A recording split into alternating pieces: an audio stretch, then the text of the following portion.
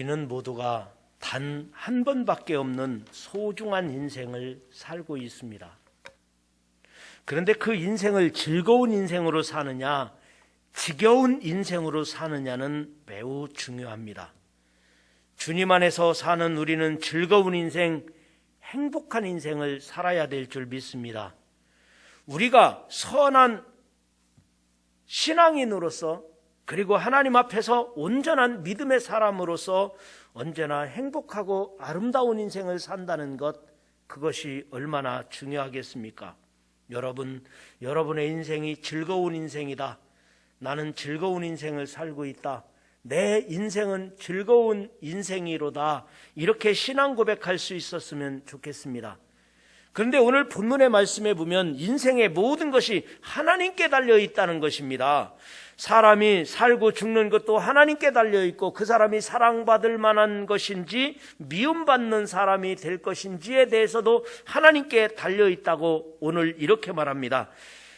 1절에 이 모든 것을 내가 마음에 두고 이 모든 것을 살펴본 즉 의인들이나 지혜자들이나 쭉 가서 하나님의 손안에 있으니 사랑을 받을는지 미움을 받을는지 사람이 알지 못한다. 즉 미래의 일은 사람은 아무도 알 수 없다는 것입니다.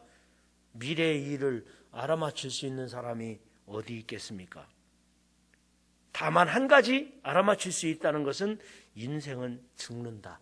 반드시 죽는다. 누구든지 죽는다는 것, 그것 하나만 알 수 있는 것입니다. 그러나 이 죽는다고 하는 것은 선한 자나 악한 자나 똑같이 동일하다는 것입니다. 다 죽는다는 것입니다. 그 사람이 예수 믿었어도 죽고 안 믿었어도 죽고 선한 일을 많이 했어도 죽고 악한 일을 많이 한 사람도 죽고 동일하다는 것입니다. 그런데 우리들이 착각할 때가 있어요. 나는 예수 잘 믿었는데 왜 아프지? 예수 잘 믿었는데 왜 죽지? 똑같다는 거예요. 예수 잘 믿는 사람이나 못 믿는 사람이나 악한 사람이나 선한 사람이나 가진 사람이나 안 가진 사람이나 똑같은 것, 죽는다는 것입니다. 그것 하나만큼은 누구든지 알아맞힐 수 있는, 그 나머지는 내가 미래에 사랑받을 만한 사람인지 미움받는 사람인지 내가 선한 일을 하면서 살 것인지 아니면 내가 나쁜 짓을 하면서 살 것인지 그것조차도 우리는 미래에 될 일은 미래이기 때문에 알 수가 없다는 것입니다.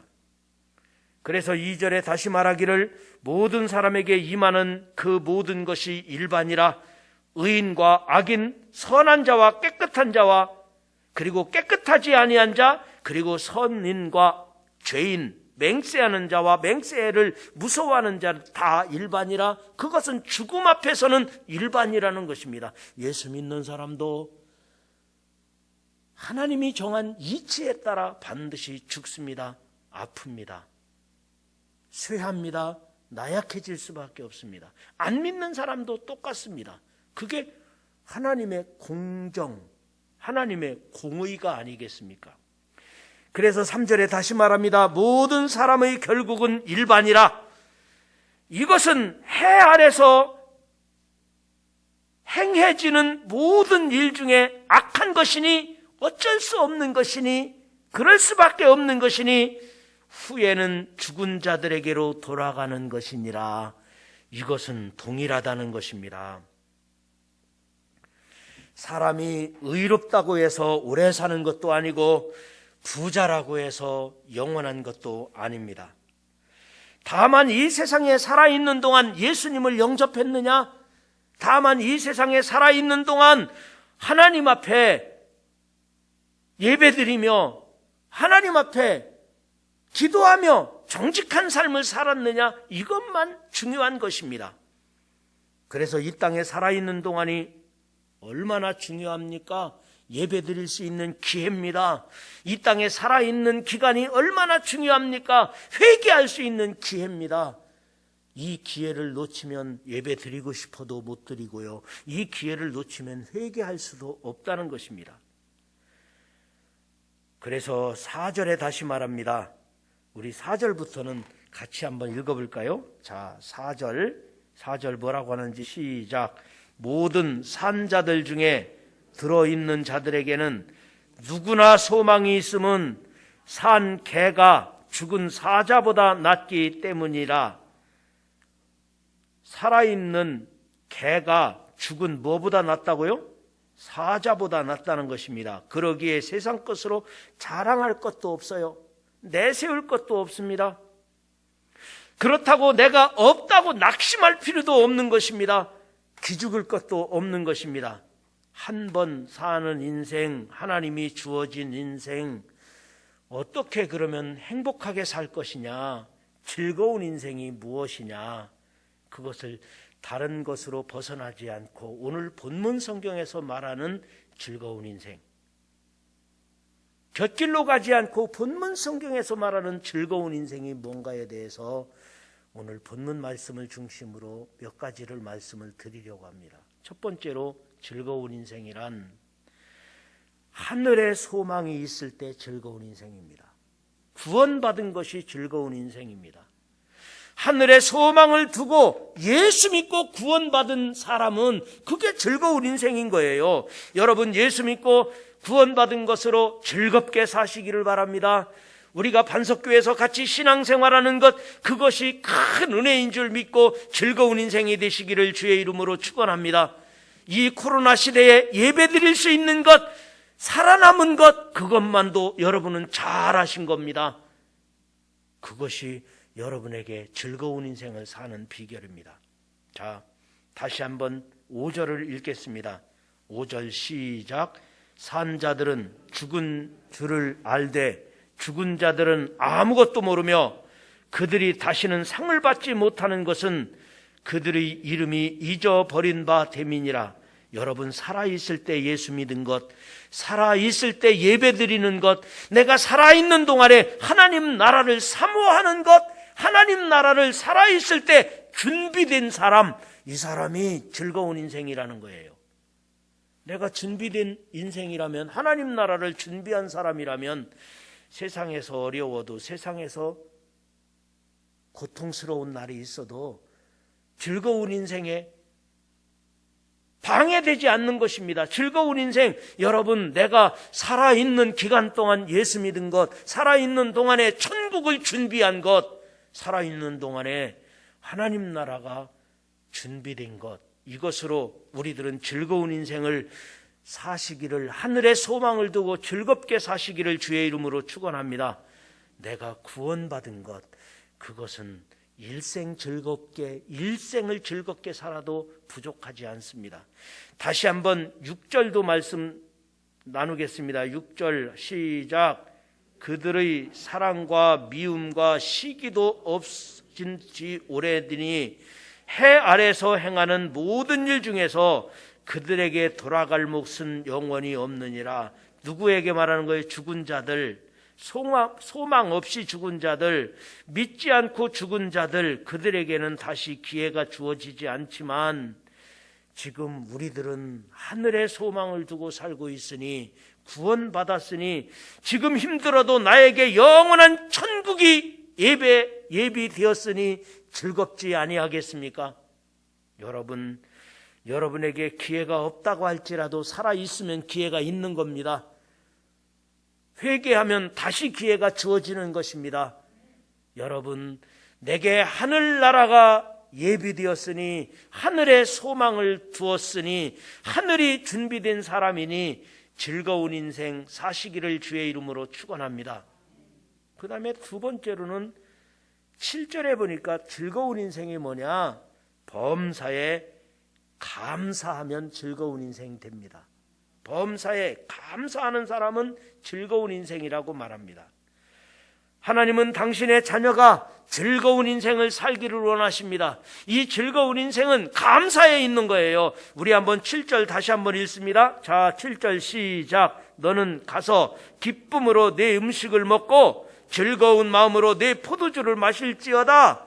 이는 하나님이 내가 하는 일들을 벌써 기쁘게 받으셨음이니라. 아멘. 여러분, 주어진 환경에 감사하세요. 이미 내가 기쁘게 살기를 하나님이 원하신다는 겁니다.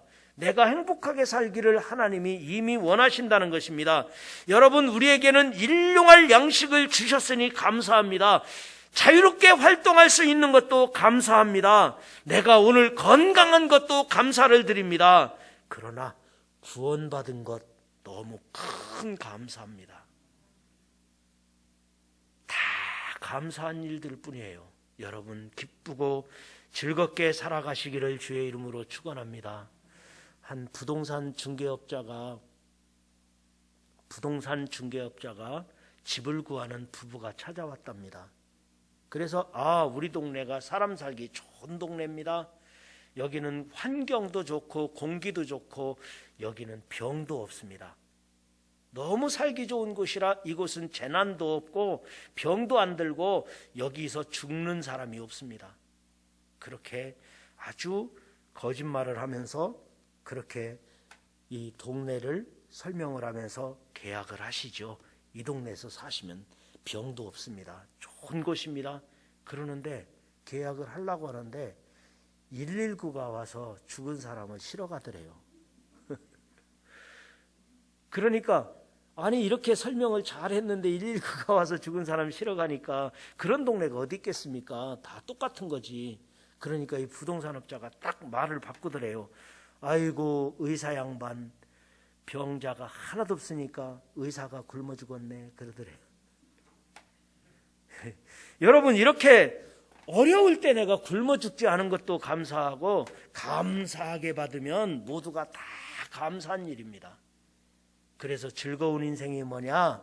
성경에 보니까 이미 하나님이 나를 받으시고 이미 하나님께서 나에게 많은 것을 주셨으니 즐겁게 감사하게 살라는 것입니다.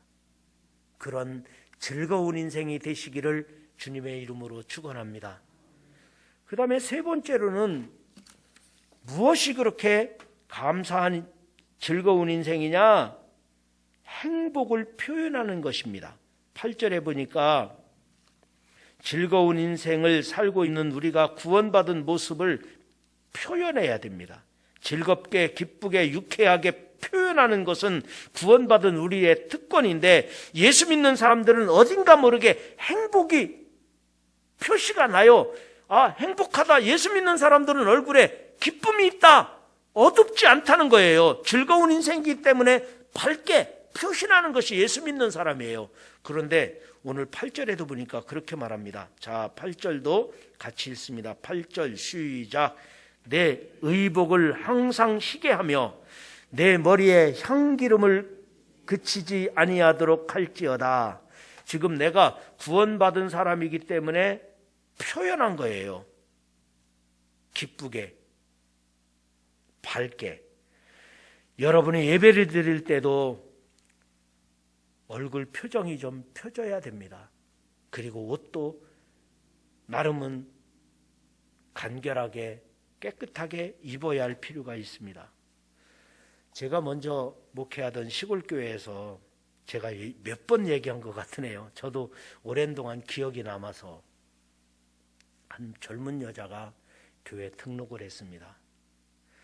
그런데 스스로 찾아 나온 이 젊은 여자가 어떻게 교회로 오셨느냐고 그랬더니 이렇게 말하더라고요. 나는 서울에서 살다가 시골 마을에 시집을 왔는데 서울에서 살다가 시골에 시집을 왔는데 농사 짓고 일하다 보니까 그 좋던 옷도 한번 입어보지 못하고 정한 날 쉬는 일도 없고 시골에서 농사 지면 옷을 입을 일이 별로 없잖아요. 그리고 쉬는 날도 별로 없잖아요. 그런데 이렇게 사는 게 인생인가 회의를 느꼈다는 거예요. 자기가 결혼하기 전에 예쁜 옷도 많이 싸놨는데 입어볼 기회가 없고 일하다 보니까 쉬는 날도 없고 이렇게 사는 게 인생인가. 그런데 주일날만 되면 젊은 사람들이 옷을 깨끗하게 입고 그리고 쉬면서 교회를 가더라는 거예요. 주일날만 되면 젊은 사람들이 옷을 싹 갈아입고 교회를 가더라는 거예요. 이 시골에도 새 옷을 입고 교회 가는 사람이 있구나. 이 시골에도 하던 일을 멈추고 교회 가는 사람이 있구나. 그래서 나도 교회 가면 내 옷을 꺼내 입을 수 있겠구나. 나도 교회 가면 주일날은 쉴 수 있겠구나. 그래서 자기는 교회 나왔다는 거예요. 여러분, 우리들이 예수 믿고 구원받은 사람들이 다른 사람들을 위해서 밝은 표정을 지을 필요가 있어요. 복장도 단정하게 그리고 아름답게 해야 될 필요가 있어요. 다른 사람을 위해서요. 나만 괜찮다고 되는 것이 아니라 저도 마찬가지 아니겠습니까? 저도 이 필요 없는 것 중에 하나가 넥타이예요. 이 넥타이는 안 매도 되는 건데 제가 왜 매나요? 예의를 갖추는 거예요. 저는 여러분에게 목이 맨 분입니다. 이런 뜻도 있을 거예요. 그리고 때에 따라서는 오늘은 사순절 첫 번째 주일이기 때문에 십자가가 달려있는 보라색을, 이 커튼도 보라색을 했어요. 성도 여러분들이 생각을 하든 안 하든 저는 신앙 고백을 하고 있는 것입니다. 왜 그럴까요? 서로 배려하는 거예요. 나의 모습을 우리 성도들과 함께 그리고 하나님께 대한 신앙 고백 속에서 표현하는 거예요. 마찬가지로 사랑하면 사랑한다고 표현하고 행복하면 행복하다고 표현하고 나는 우리 교회가 좋습니다. 나는 우리 성도 여러분들이 감사합니다. 이 감사하는 것을, 좋아하는 것을 표현하면서 살 때 즐거운 인생이 된다는 사실을 믿으시기 바랍니다. 제가 오늘 예배 끝나고 광고 시간에 우리 서로 손 들고 인사합시다. 그리고 온라인으로 예배 드리시는 분은 오금표 예배합니다. 이렇게 문자를 써주세요. 그랬더니 정말로 성도님들이 자기 이름을 쓰지 않고 오금표 예배합니다. 이렇게 써서 다 보내신 거예요. 그래도 그게 싫지 않은 것은 순종한다는 것이, 그것이 싫지 않은 것은 우리가 서로 사랑한다는 것이 얼마나 감사한 일이겠습니까? 여러분 표현하세요. 오늘 말씀 8절에 주신 말씀과 같이 범사에 감사하며 즐거운 인생을 산다는 것이 뭐냐? 행복을 표현할 때 즐거운 인생이 된다는 거예요. 내가 구원받은 사람으로서 행복을 표현할 수 있기를 주의 이름으로 축원합니다. 그 다음에 네 번째로 9절입니다. 즐거운 인생이란 가정과 함께하는 것이 즐거운 인생입니다. 인생은 착각의 연속이라고들 합니다. 엄마들은 자기 아이는 머리가 좋은데 공부 열심히 안 한다고 하는 것 착각이랍니다. 부모님은 자식들이 가르치지 않아도 나이 들면 효도할 것이라 생각하는 것도 착각이라고 합니다. 직장인들은 집에서 살림하는 사람들이 집에서 놀고 있다고 생각하는 것, 그것도 착각이라고 생각합니다. 그럼에도 불구하고 가정은 소중합니다. 착각을 해도 괜찮다는 말입니다. 실수를 해도 가정이니까 괜찮은 것입니다.